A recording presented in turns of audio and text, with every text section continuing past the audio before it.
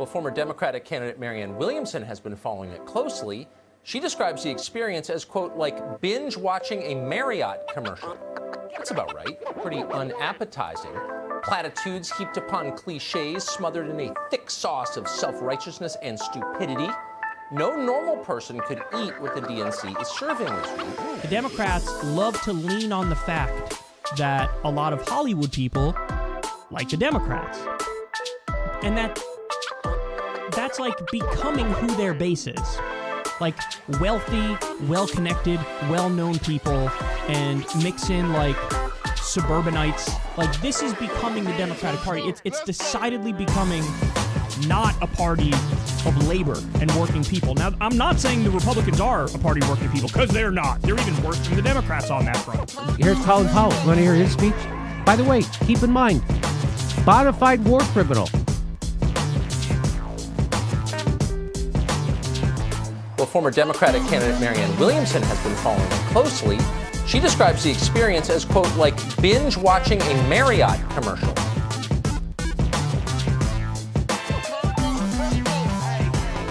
So Eva Longoria is hosting, and at the end of it, so she wraps up the show, and then this plays. This is the end of the DNC. This is what they decided to end it with, a music video. Take a look. Good night.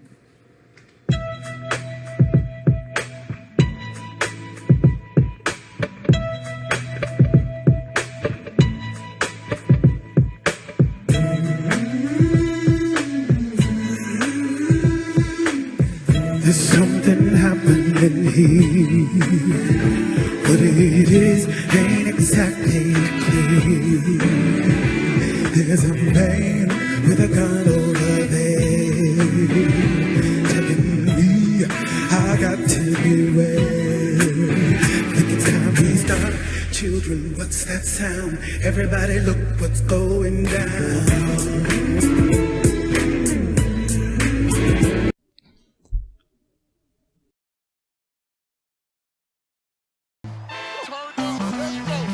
Marley, so many young people are struggling with the changes due to COVID. How are you doing? I'm doing all right. You know, I feel better every day.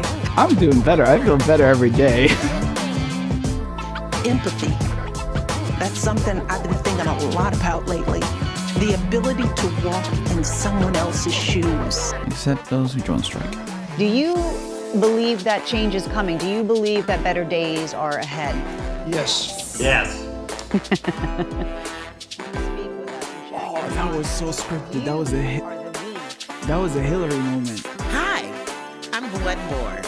Joe Biden to be the 46th president of the United States of America with my VIP VP nominee sister Kamala Harris by his side.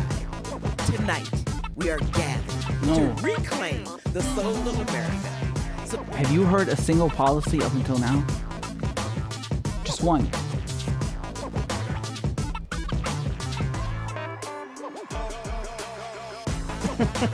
But Chappelle Show, I was like, yeah, that looks like it was a Chappelle Show thing. It looks like a shitty green screen and like fake drama and it's got the tape and stuff. Like, or it's like this like some Adult Swim thing that you see late at night. Like, what is this? Elizabeth Warren showed up to speak at the Native American caucus on Tuesday. Seems pretty likely she's come to steal your horses. Join us in fighting for Joe Biden and Kamala Harris and in supporting the Democrats so that we can all continue our work for Indian country. Donald Trump has had a love fest with dictators, including China and Russia. He hasn't been standing up to them at all. So that's the Democratic Party encouraging Donald Trump to be more bellicose and sable-rattling with two nuclear powers. Have you heard a single policy up until now? Just one.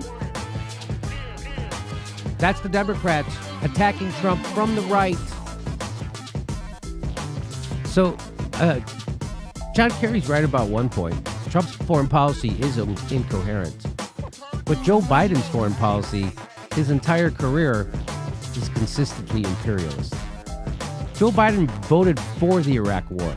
Not only did he vote for it, he was one of the most vocal and active advocates for the Iraq War. Last night, the Democrats' convention lost in the ratings to a variety show called America's Got Talent. A pair of jugglers from the Philippines, brothers wearing glow-in-the-dark headbands, did a yo-yo demonstration on stage. And that outrated Dr. Jill Biden. I talked to many people about this. Every single one of them was convinced. I thought that was a parody. Like, I thought people on Twitter were messing around and they were like pretending like, imagine if this was part of the DNC. Tee-hee-hee. No, that's real. They actually played that.